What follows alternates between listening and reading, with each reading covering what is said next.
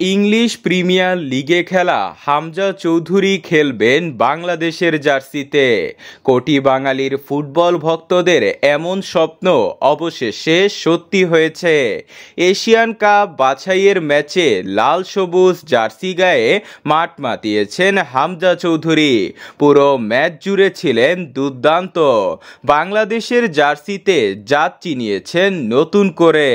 ভারতের বিপক্ষে ম্যাচটি গোলশূন্য হলেও আক্ষেপের কমতি ছিল না। পুরো 90 মিনিট ছিল গোল মিসের মহড়া। স্পষ্টই বোঝা যাচ্ছিল একটা ফিনিশারের অভাব। তবে এবার হামজার সাথে জুটি বেঁধে বাংলাদেশ দলের স্ট্রাইকারের অভাব দূর করতে পারেন স্প্যানিশ ক্লাব রায়ে ভায়েকানোর সি টিমে খেলা বাংলাদেশি বংশোদ্ভূত জিদান মিয়া। 2001 সালে যুক্তরাষ্ট্রের কেন্ট শহরে জন্ম নেন জিদান মিয়া।